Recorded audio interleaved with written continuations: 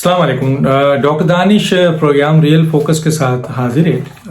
इस वक्त social media में एक जो डिस्कशन है बहुत ज़्यादा है। शायद नेशनल मीडिया में इतना ज़्यादा ना हो, क्योंकि आपको पता है नेशनल मीडिया टोटल कंट्रोल्ड है इस वक्त। मौजूदा हुकूमत ने बदतरीन इस पर जो है वो इंतकामी कार्रवाई की हुई है, और नेशनल मीडिया में अगर कुछ लोग बोल भी रहे हैं तो वो रिस्क पर बोल रहे हैं, और ज़्यादातर आप देख लें जो भी सूरत हाल है तो आपको सोशल मीडिया में ये आवाज़ नज़र आ रही होगी, और बहुत ज़्यादा नज़र आ रही है। और वो ये है कि मरियम नवाज साहिबा ने जो है वो जो उनका केस चल रहा था आपके इवेंटफील्ड का, उसके ऊपर उन्होंने कुछ और दरखास्तें जो हैं वो दाखिल कर दी हैं। और इस दफ़ा उनके जो वकील हैं वो इरफान कादिर साहब हैं, जो फॉर्मर एडवोकेट जनरल और फॉर्मर प्रोसिक्यूटर जनरल नैब रहे हैं वो।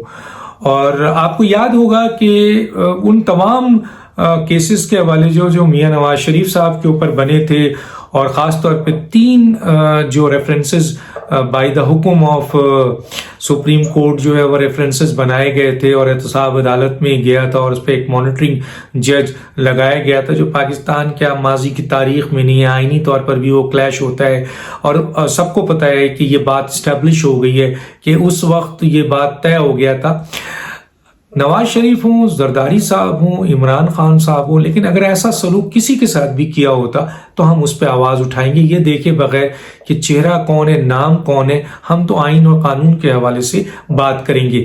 उस वक्त जो पनामा का केस था, उस पर ओकामा पे जो सज़ा दी गई थी वो सज़ा बनती नहीं है, और फिर जिस तरीके से उस केस के ऊपर रेफरेंस बनाने का हुक्म दिया गया, और ख़ुद सुप्रीम कोर्ट जो है वो आपके वो ट्रायल कोर्ट भी हो गई, वो प्रोसिक्यूटर भी बन गए।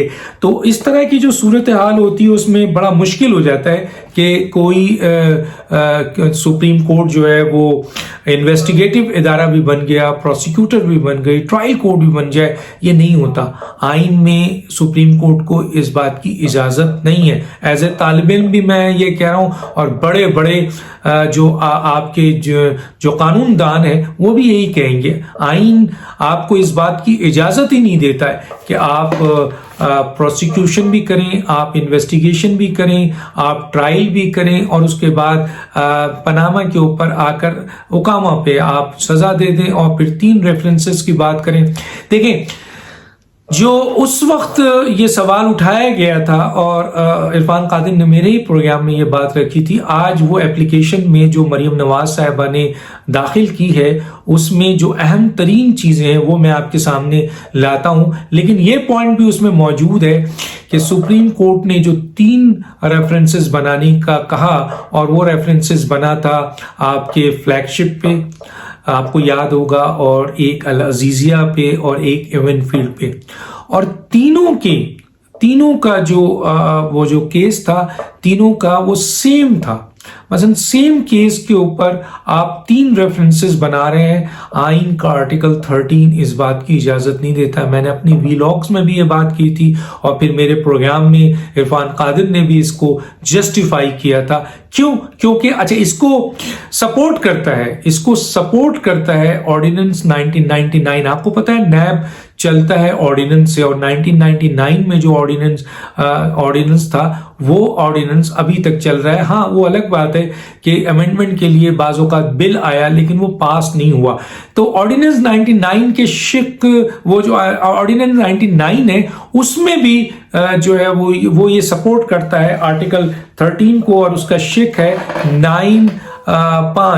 9 का 5वीं जो शिक है वो सपोर्ट करता है। और आइन का आर्टिकल 13 कहता है क्या है, मैं एक दफा पढ़ देता हूं कि नो पर्सन शैल कहा है उन्होंने, no person shall be prosecuted और punish for the same offence more than once.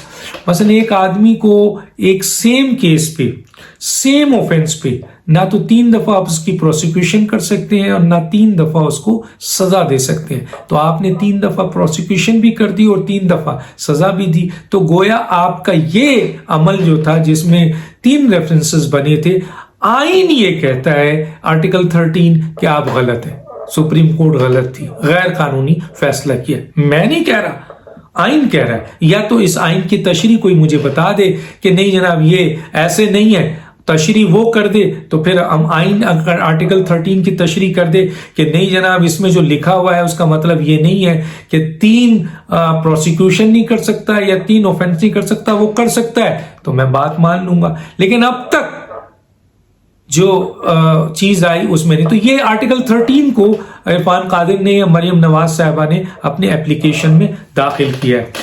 ایک تو یہ انہوں نے چیز لائے ہیں جو کہ انہوں نے کیا، دوسرا جو امپورٹنٹ چیز کی ہے انہوں نے کی ہے وہ جج ارشد ملک کی جو ویڈیو آلریڈی اسلام آباد ہائی کورٹ میں موجود ہے، اس کو میں یہاں پر اس چیز کو لانے سے پہلے ایک چیز یہ بتا دوں کہ مریم نواز صاحبہ آلریڈی ضمانت پہ ہیں، اور ضمانت ان کو جو دی گئی تھی وہ بڑے 2 ویلڈ قانونی پوائنٹس پہ دی گئی تھی۔ یہ بات میں بتا دوں مختصر سا کہ مریم نواز صاحبہ کے اوپر جو 2 چارج لگا تھا، ان 2 چارج کے اوپر جن پہ سزا ہوئی ہے وہ کیا تھا کہ نواز شریف کی جو غیر قانونی اثاثے ہیں یعنی لندن فلیٹس ہیں، مریم نواز صاحبہ نے ان کے مجرمانہ عمل میں ان کو سپورٹ کیا، یعنی غیر قانونی وہ فلیٹ جو انہوں نے خریدا تھا اس میں مریم نواز صاحبہ نے ان کو اسسٹ کیا اپنے باپ کو، گویا ان کو انہوں نے 7 سال سزا دی۔ ایک تو یہ تھا، دوسرا یہ تھا کہ جناب نون سورس سے اثاثے بنائے۔ اسلام آباد ہائی کورٹ نے مریم نواز صاحبہ کو فوری طور پر ضمانت کیوں دے دی؟ یہ ایک بہت بڑا سوال ہے، ان کی پوری ججمنٹ پڑھیں، میں صرف 2 پوائنٹس یہاں پر دے کر آگے بڑھتا ہوں، اور وہ یہ ہے کہ مریم نواز صاحبہ کا یہ پوائنٹ جب اٹھایا گیا کہ آپ ایک طرف یہ کہتے ہیں کہ جناب مریم نواز صاحبہ نے اپنے والد کے جرم میں اعانت کی، یعنی ان کو سپورٹ کیا یا اسسٹ کیا، وہ جرم کیا تھا کہ انہوں نے وہ فلیٹس انلیگل خریدا تھا۔ جب ہائی کورٹ نے ضمانت کے وقت نیب کے وکیل سے یہ سوال کیا کہ کیا ان فلیٹس کا تعلق نواز شریف سے اسٹیبلش ہوا یا نہیں ہوا، تو اس وقت کے وکیل نے خود اس پیپر میں لکھا ہوا ہے، آپ کے جو ججمنٹ ہے، کہ ان کے وکیل نے کہا کہ ان فلیٹس کا تعلق نواز شریف سے آپ کے اسٹیبلش نہیں ہوا، یعنی نیب یہ ثابت نہیں کر سکی یہ فلیٹ نواز شریف کا ہے۔ تو جو فلیٹ نواز شریف کا نیب ثابت نہیں کر سکی، اس کا تعلق نہیں ہوا، تو وہ جرم نہیں بنا، اور جب جرم نہیں بنا تو پھر اس کو کسی بھی جرم کی اعانت یا اسسٹ کا سوال ہی پیدا نہیں ہوتا ہے جب وہ جرم ہی نہیں ہے۔ تو پھر مریم نواز صاحبہ کو اس گراؤنڈ پر ایک بہت سالڈ گراؤنڈ تھا جس کے اوپر آپ کے ریلیف دیا گیا، ضمانت، اور دوسرا جن کے اوپر سزا ان کو 7 سال پوائنٹ تھا وہ یہ ہے کہ انہوں نے نون سورس سے اثاثے بنائے جو غیر قانونی ہیں، غیر مثلا انلیگل اثاثے ہیں۔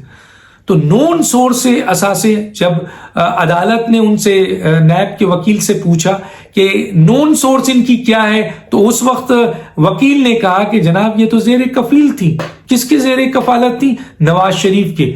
تو وہاں عدالت نے سوال کیا کہ ایک شخص زیر کفالت بھی ہے اور دوسری طرف وہ نون سورس سے انلیگل اثاثے بنا رہا ہے، یہ تو 2 باتیں ہو گئی، آپ کہاں کھڑے ہیں؟ تو وہاں کوئی جواب نہیں دے سکے نیب کے کہ جناب ایک طرف آپ نون سورس کہتے ہیں، دوسری طرف اس کو آپ کفالت میں دکھا رہے ہیں، تو بھائیا کہاں سے آپ کس جگہ کھڑے ہیں؟ تو عدالت نے دوسرے سالڈ پوائنٹ کے اوپر جو ہے وہ ان 2 پوائنٹس کو جن کے اوپر سزا دی گئی تھی 7 سال اٹھا کے ڈسٹ بن میں ڈالا اور آپ کے ان کو ضمانت دے دی۔ میں لیگل پوائنٹ بات کر رہا ہوں، جو لیگل باتیں ہیں، کس کو مل رہی ہے سزا، کس کو ریلیف مل رہا ہے، اس پہ ہم نہیں آئے۔ مریم نام ہے ان کا، پی ایم ایل این کی وہ وائس پریزیڈنٹ ہوں گی، لیکن ہم ایک جائز اور قانونی نقطہ کر رہے ہیں۔ اب یہاں پر جب میں نے بتایا کہ آرٹیکل 13 سامنے آ گیا اور آرڈیننس کا جو ہے 99 کا 9(5) آرٹیکل 5(6) سامنے آ گئی، وہ بھی ہم نے دے دیا کہ جناب علی ایک اوفنس میں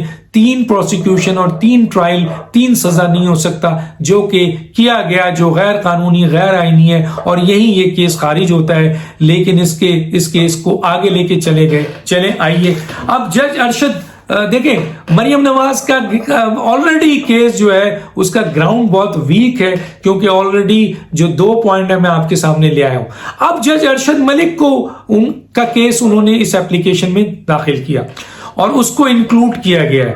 وہ یہ کہنا چاہتی ہیں کہ یہ جو سزا دی گئی ہے، اس سزا کی جو کانسیکوینسز ہے، جو پہلے کے جو بنائے گئے حالات ہیں، آپ اس پر نگاہ ڈالیں جج صاحب تو آپ کو اندازہ ہو جائے گا کہ جو سزا دی گئی تھی وہ میلافائڈ انٹینشن سے دی گئی تھی، انلیگل تھی، غیر قانونی تھی، غیر آئینی تھی. تو وہ کانسیکوینسز کیا ہے، وہ کیا حالات ہیں، ان میں سے ایک حالات انہوں نے ابھی بیان کیا، اور وہ یہ ہے کہ انکلوڈ کیا ہے فرسٹ ٹائم اپنی اپلیکیشن میں کہ جج ارشد ملک صاحب کی ویڈیو، جس میں انہوں نے اقرار کیا ہے کہ ہم پر دباؤ تھا کہ ہم نواز شریف اور مریم نواز صاحبہ کو سزا دیں. اب اس ویڈیو کا فورنسک ہونا ہے. اسلام آباد ہائی کورٹ میں آلریڈی یہ ویڈیو موجود ہے، ایپلیکیشن موجود ہے. مریم نواز صاحبہ نے اب اپنے اس کیس کو اس سے جوڑا ہے کہ اس کا فیصلہ کیا جائے. دوسرا پوائنٹ، اور یہ میں بتا دوں کہ اس میں ریفرنس بھی دیا گیا آپ کو سپریم کورٹ کا ایک فیصلہ ہے، کوٹیکنا کا ایس جی ایس کیس تھا، آپ کو پتا ہے، اس میں بے نظیر صاحبہ پیپلز پارٹی کے دور کا، جس میں ایک ویڈیو آئی تھی، اور اس ویڈیو میں کو سننے کے بعد سپریم کورٹ نے کہا تھا کہ اس ویڈیو کے بنیاد پر یہ جو ایلیگیشنز ہے، یہ جو فیصلہ ہے کورٹ کا، یہ غلط ہے، اور اٹھا کر وہ کورٹ کا فیصلہ پھینک دیا تھا. تو اس کا حوالہ دیا گیا ہے کہ یہاں پہ ایک ویڈیو ہے اور اس کی بھی آپ فورنسک کرائیں اور یہ دیکھیں. اور ایک بات طے ہے کہ جب بھی کسی کیس میں فیصلے کے اوپر شک پڑے گا، جیسے کہ ارشد ملک کا اگر ویڈیو چلتا ہے اور فیصلے پہ شک آ جاتا ہے تو اس کا فائدہ ڈیفنس کو پہنچتا ہے، پروسیکیوٹر کو نہیں پہنچتا ہے، پروسیکیوشن کو نہیں پہنچتا. ڈیفنس کون ہے؟ مریم نواز صاحبہ. اب تیسرا پوائنٹ انہوں نے یہ ڈالا ہے کہ، اور یہ میں نے بتا دیا، کوٹیکنا کا بھی حوالہ دیا گیا، اور بھی ریفرنسز ہیں، میں بہت ڈیٹیل میں نہیں جا رہا، جو کہ آج تقریباً 26 پوائنٹ ہے اور کئی صفحات کا یہ ایپلیکیشن آلریڈی موجود ہے. اس کے بعد جو ایک بہت ہی اہم جو انہوں نے شامل کیا ہے آپ کے اسٹیٹمنٹ کو، وہ ہے جیسے شوکت صدیقی کی اسٹیٹمنٹ ہے، جو انہوں نے بار سے خطاب کرتے ہوئے دیا ہے، پورا ریپروڈیوس کر دیا ہے جو باتیں انہوں نے کہی تھی اور جو انہوں نے ریٹن اسٹیٹمنٹ دیا تھا. اور اس میں انہوں نے یہ بتانے کی کوشش کورٹ کو کی ہے، ان کے وکیل نے، انہوں نے، کہ جناب یہ دیکھیں، اس میں جناب الیکشن سے پہلے یہ فیصلہ ہو چکا تھا کہ مریم نواز صاحبہ کو اور نواز شریف صاحب کو سزا دینا ہے، آنے نہیں دینا ہے، ان کو الیکشن تک رہنے نہیں دینا ہے. اس طرح کی پوری اسٹیٹمنٹ ہے. میں اس کو کوٹ کر پڑھوں گا تو بہت لمبا ہو جائے گا. صرف یہ یاد رکھیے کہ یہ انہوں نے ریپروڈیوس کیا ہے جو جسٹس شوکت صدیقی نے اس وقت جو ہے وہ بار سے خطاب کرتے ہوئے ایک اہم ادارے کے سربراہ کا نام لے کر اور کچھ لوگوں کا نام لے کر یہ کہا تھا کہ وہ ان کے گھر پہ آئے ہیں اور ان پہ پریشر ڈالا گیا ہے، اور ان کے سوال جواب کے اوپر انہوں نے یہ کہا ہے کہ ہماری 2 سال کی محنت اور دس ڈیٹ ختم کر دی جائے گی. اور اس سے یہ آپ کے وکیل نے اور مریم نواز صاحبہ نے جج کو بتانے کی کوشش کی ہے کہ یہ جو فیصلہ دیا گیا ہے میرے خلاف، یہ پہلے سے ہی طے تھا اور بائی پریشر دیا گیا ہے. اور اگر یہ کیس اسٹیبلش اسی طرح ہو جاتا ہے کہ اس کیس کے اوپر، اس فیصلے کے اوپر شک کی بنیاد ڈال دی گئی، شک آ گیا، تو اس کا فائدہ یقیناً پروسیکیوشن کو نہیں ہوگا اور مریم نواز صاحبہ کو اس کا فائدہ ہوگا. تو یہ ہے اس وقت کیس کا اسٹیٹس. اور حالانکہ سنا ہے کہ جی رجسٹرار نے آبجیکشن لگا کے اس کو دے دیا ہے، لیکن وہ دوبارہ آ جائے گا. اور یہ اس کے اوپر عرفان قادر آلریڈی میرے پروگرام میں اہم ترین نکات اور ان ویڈیوز کو اور ان سٹیٹمنٹ کو لے کر تمام قانونی نقطے بتا چکے ہیں. اور انہوں نے میاں نواز شریف کو صاحب کو اور مریم نواز صاحبہ کو ان کیسز سے مکمل طور پر آلریڈی اپنے پوائنٹ سے بری کیا ہوا ہے، قانونی اور آئینی طور پر. وہ کہتے ہیں میں کسی کی حمایت کی نہیں، قانونی اور آئینی طور پر. اب یہ جنگ عدالت میں شروع ہو گئی ہے، جہاں پر اب وہی چیزیں جو انہوں نے آلریڈی میڈیا میں بیٹھ کر آئینی اور قانونی طور پر مریم نواز صاحبہ کو بری کرا تھا، نواز شریف صاحب کو بری کرا تھا، اور بھی چند قوانین نمائندے، ایون کہ تایات نائلی پہ انہوں نے ایگزیکٹو آرڈر کا بھی ذکر کیا تھا، وہ بات کی بات ہے. تو اب دیکھنا یہ ہے کہ وہ شو، وہ پروگرام، وہ ویلاگ جو ہم نے کیا تھا، اس کے بعد اب یہ چیزیں قانونی اور آئینی طور پر عدالت کے سامنے آ چکی ہے. اور اب عدالت ان چیزوں کو کس طرح سنتی ہے اور کس طرح دیکھتی ہے، اور اگر قانونی اور آئینی طور پر آگے لے کے چلتی ہیں تو بڑے بڑے ماہرین یہ کہتے ہیں کہ مریم نواز صاحبہ کی اس میں بریت ہو جائے گی اور اس بریت کا فائدہ میاں نواز شریف صاحب کو بھی پہنچے گا. یہ ہے قانون, یہ ہے آئین. آگے دیکھتے ہیں کیا ہوتا ہے. اس ملک میں بڑے بڑے فیصلے ہوئے ہیں اور ان پر جس طرح فیصلوں میں رد و بدل کیا گیا ہے, جس طرح دباؤ آیا ہے اور جس طرح میرٹ پہ بھی کیس ہوئے ہیں, ہم دیکھتے ہیں کس طرف یہ فیصلہ جائے گا. ڈاکٹر دانش کو اجازت دیجیے. اللہ حافظ.